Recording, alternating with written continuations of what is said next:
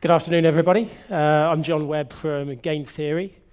Don't know whether many of you would have heard of Game Theory in this market, but we're a global marketing consultancy that works with brands, that works with our clients to make sure they're getting the most out of their marketing investment. And by marketing investment, I don't just mean ad spend, I mean marketing in its widest sense, so price, change, promotions, and obviously media.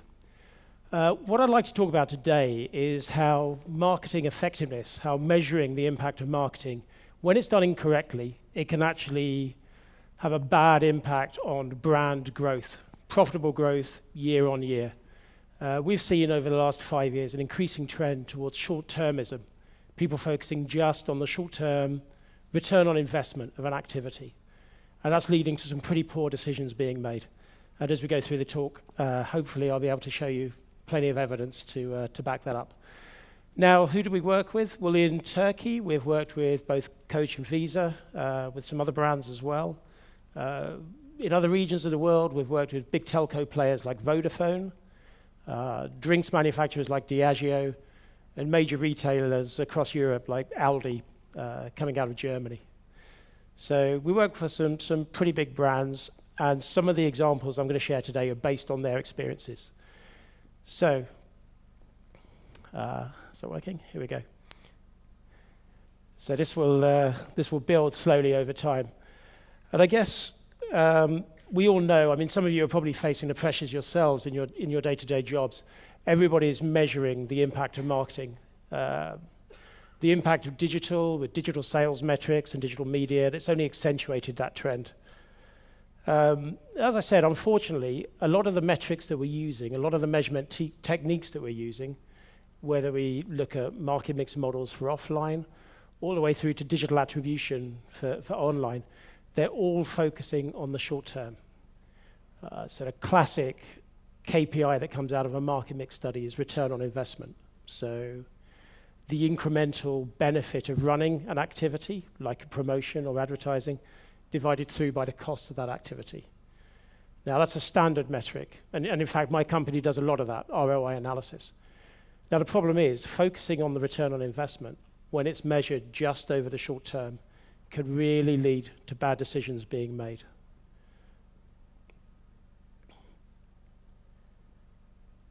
So just an example of what a short-term metric might be compared to a long-term. Short-term metrics are characterized by spikes. So you go on air with some TV and digital, you'll see a spike in sales. In short term, it usually lasts for while you're on air, while the activity is running, and then maybe a couple of weeks afterwards. The longer-term activity, the stuff that really has an impact over the long term and builds like-for-like increases in sales and profitability, that's much slower to build over time. Takes a lot longer. So I just want to talk a little bit, before we get onto that table, actually, I'll just go back. Maybe I won't go back. I'll leave the table there. Why is there a trend towards the short term? Well, part of it is because it's easy. It's very easy to measure the impact of something in the short term. You go on air, you see a spike in sales, you can see how much the activity drove, the cost of that activity, so you've got a return on investment. It's pretty straightforward. You can do it within 3 or 4 weeks of the event ending. Looking at things developing over the long term, that takes a lot more data, it takes a lot more time, and the techniques are a lot more complex. So many people don't do them. And related to that is the time horizon over which success is judged is becoming shorter and shorter. Now, with some of the large corporates that we work with, brand managers tend to be in place for anywhere between 8 months to a year, sometimes a little bit longer if it's a really big brand. But most of them are in place for a relatively short period of time. Now, if a brand manager is there for a year, I guess they're going to plan and be involved with maybe a couple of media campaigns, maybe 4 or 5 big retail promotions within FMCG, but no more than that. And even that, for some brands, that's stretching it a little bit. So they're going to need to see an impact from that activity that they've planned pretty quickly. If you're an ambitious young brand manager, you want to get promoted, you want to work on the bigger brands, it's a very, very risky strategy to put in place something that's going to pay back over the next 2 to 3 years.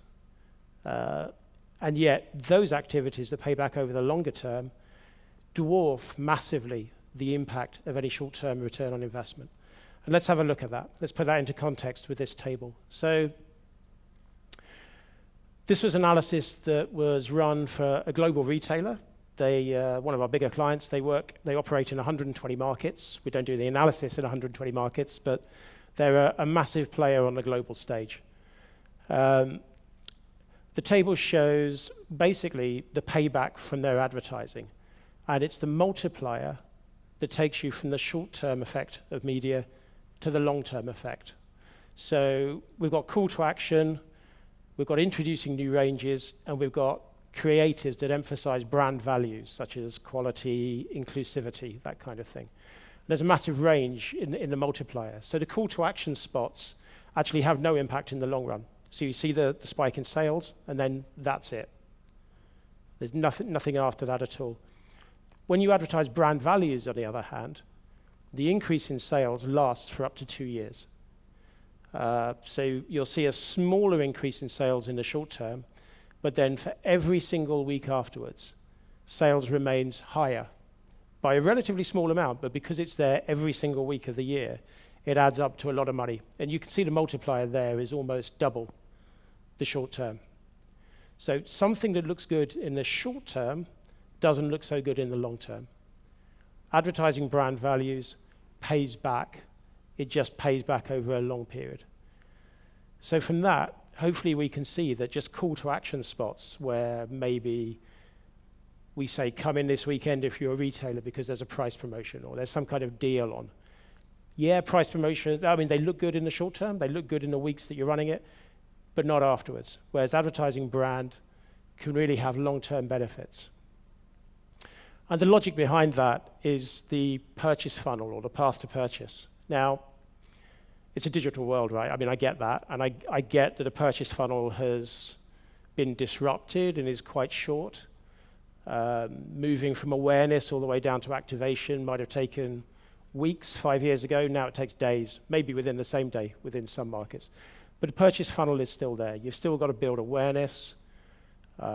Maybe people now do it through search on their mobile phones, but you've still got to build that awareness. You've got to stimulate interest. You've got to build demand before triggering the final activation. And I guess this is where, so I think this is the laser. Yeah, let me just come over here. So a lot of the call to action spots would be operating down here, building demand and running the activation. Now, I guess the thing with a funnel is at the bottom, it's really small. So with a call to action ad, you're only talking to a tiny fraction of the potential audience. What you do when you build brand is inherently upper funnel. You're building awareness, you're building interest. People might not be in the market right now, but they could be in 6 months' time. They could be in the market in a year's time. If you build that awareness and interest now, when they are in the market, they won't necessarily choose your brand, but they will probably consider your brand. And it's building that level of interest that really pays back in the long term.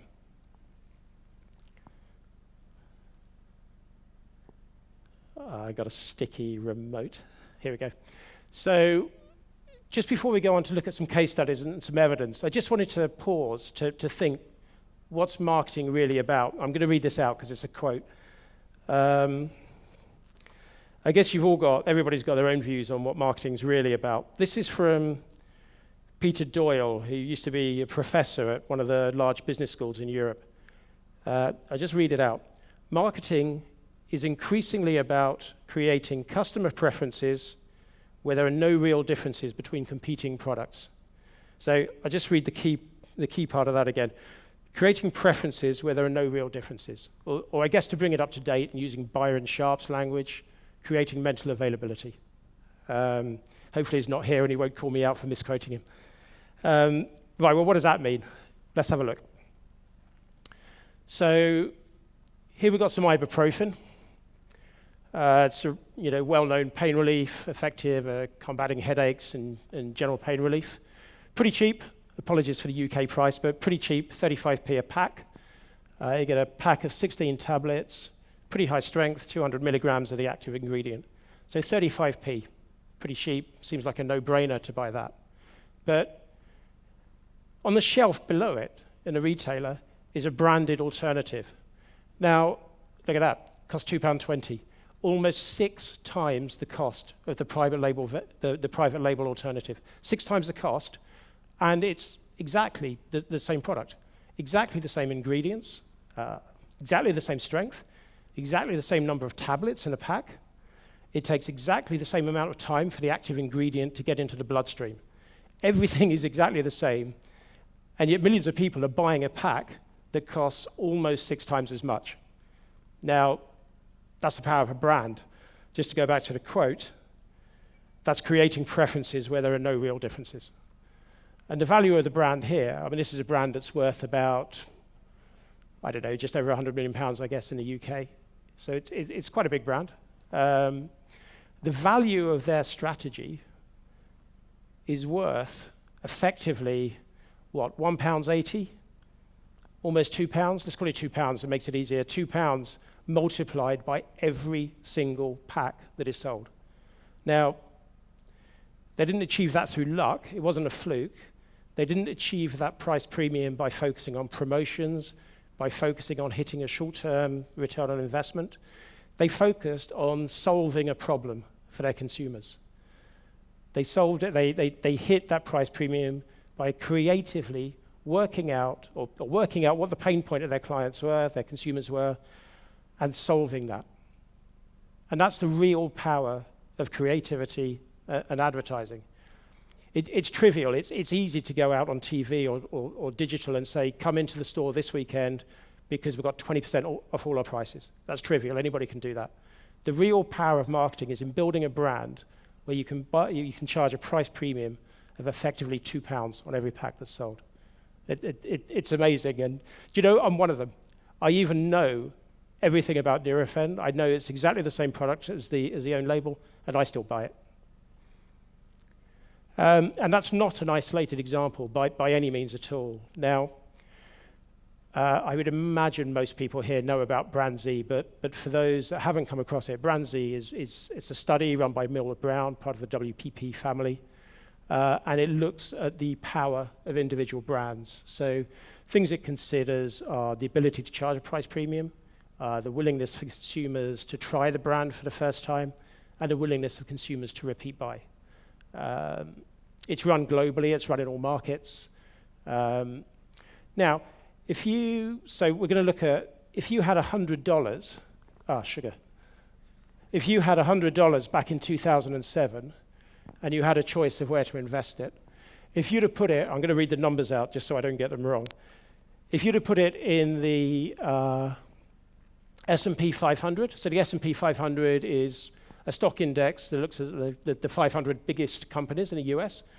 If you'd stuck your $100 in 2007 in the S&P 500, by the end of this time period, you'd have got about $180 back, $182 back. Well, that's pretty good. Alternatively, if you'd have stuck it in what Brand Z classes as the top 100 powerful brands globally, you would have got back $225. So that's no comparison. If you'd stuck it in the Brand Z index, you would have got $45 more for every $100 you invested. Again, that's the power of a brand. So, and there's a degree of overlap between the S&P 500 and the Brand Z study, of course. You know, Facebook would be in both, for example. But there's no doubt that if you'd invested with what Millward Brown or Brand Z class as the top brands, the most powerful brands, your financial performance would have been a lot better. And that's the power of a brand. It's clear differentiation, and it's in cold, hard cash. That's the power of marketing. Let's just move on a slide. And again, another example, this one focusing just on looking at the returns from advertising. Again, this is from one of our global clients. In pink, we've got some short-term impacts of marketing. Some of them are promotions like this, some are advertising campaigns. They're all call to action ads. It's a retailer, so it's pretty much call to action. Come in because there's a discount, come in because it's a new season, we've changed the range. Underneath it, we've got the long-term effects. essentially an increase in the base level of sales. So what marketing has done here, we've got a combination of ads, call to action, and brand building. And over time, the brand building ads have succeeded in changing people's tastes and preferences. So they now prefer this retailer, this brand. They're more likely to go there than elsewhere. Now, I'll go back to the short-term return on investment. The reason there's a problem with looking at ROIs, or return on investment, is because it takes a long time for this kind of effect to show through. So that's roughly a 3.5-year period. I've taken the dates off, but it's roughly 3.5 years. Now, most return on investment studies that I've seen, and I've been doing it for about 20 years, most of them look at just a period on air and maybe up to 6 months afterwards. And that's most of the ones I've seen from various different agencies. Now, fortunately, game theory don't do that. We look at the longer term. We use more complex methodologies than MMM or market mix models to make sure we capture that evolving base. And by the way, an evolving base is not a new concept. So the founder of the company I'm with, Game Theory, Simon Broadbent, Callahan O'Healy, guys in the UK and America, they were writing about this in the late 1980s and early 1990s. I guess finally, the difference now is finally the maths has caught up with their theories. And now we can actually capture that long-term effect. And it's pretty powerful. And in the long term, the impacts of that brand building activity will always pay back at nearly always pay back at a higher level than any short-term activity. Let's look at another example.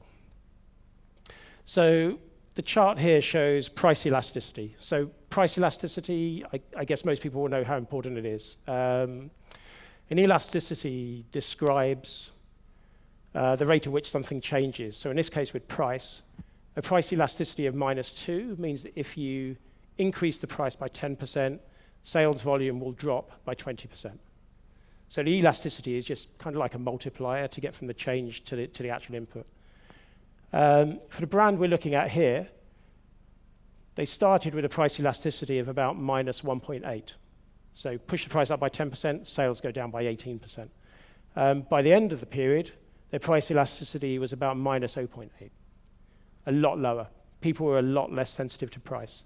Now again, they didn't get there by advertising short-term promotions. They didn't get there just by focusing on a medium-term or a short-term return on investment. They got there by focusing on long-term brand values, whether it be inclusivity, whether it be quality, whether it be care for the environment. They worked out what they stood for, they worked out what their consumers needed, and they went out and they solved that pain point. And by solving the pain point, focusing on the problem that they were solving for their consumers, they took price out of the equation for an awful lot of people.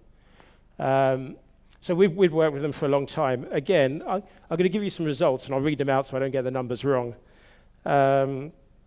They increased their price by around 5% at the end of the period. So they knew that their price sensitivity was going down. We'd worked with them for a long time. We'd built up a level of trust. They kind of bought into the results. So they knew that customers were becoming less sensitive to price. And they pushed the price up by a small amount. Had to be a small amount because it's a risk. It's a huge business risk if you put your price up when everybody's seeking for value. And it was quite a tough negotiation with the retail accounts. They're just as keen to make sure the prices don't go up in their stores so that they can compete on price with their competitors. So it was a tough sell, but they pushed the price up by 5%, a small amount. That led to an annualized increase in profitability of £1.5 million. Now, the brand was worth about £80 million at the time. So an increase of profitability by £1.5 million was a big deal. That was a huge result. If they'd increased the price when they were down here, they would have had a loss of £300,000. With a price elasticity that high, too many people would have quit the brand. Some people would have stayed with the brand and paid the higher price, but too many would have gone. But with an elasticity up towards -0.8, enough people stayed and paid the higher price to make the move profitable, to make the move very profitable, increasing margin by £1.5 million. As I say, that was a big deal for the company and for the brand. So I guess I've said quite a lot about why we shouldn't just focus on the short term. And the short term is, I guess, in my view, represented by return on investment from market mix models and, I guess, fractional attribution, the really, really short-term stuff from digital attribution studies, almost where you're looking at which publisher does best on a given afternoon, never mind, sales impact within a week. So if the return on investment and the output from digital attribution is misleading, leads us to make the wrong decisions, well, what should we be looking at? What should be the metrics that matter? And I guess for me, our starting point, when we work with a commercial enterprise, a commercial company, our starting point is that the key metric that matters is year-on-year increases in profitability. So we're only talking about commercial companies. I accept there are a lot of not-for-profit companies, a lot of companies that work in the charitable sector. But if your goal is profitability, then the KPI has to be increases, year-on-year increases in that profit. So sure, lots of other things important. So how we treat our staff is important, how we treat our consumers is important, how we treat the environment, how we treat the communities within which we work. They're all important, but other things being equal is year-on-year profit change. If that's what we're aiming for, then what metrics, what secondary metrics should we look for? What's best correlated? What's best associated with that increase in profitability? Well, I'm sure it differs market by market, and I guess you guys will know the key things in your sectors within Turkey and within this area of EMEA. But this is what the IPA thinks. Now, the IPA is the Institute of Practitioners for Advertising in the UK. They've looked at hundreds of studies in the UK over the last 5 years, and they've found that the metrics that are associated with increases in profitability year on year are basically, well, you can see them listed there. Large sales gains, market share gains, strong gains in brand health, loyalty, and reduced price sensitivity. But the most stark message from that table for me is that just 15% of campaigns that have reported successful long-term growth in profitability have also reported a strong return on investment. Just 15%.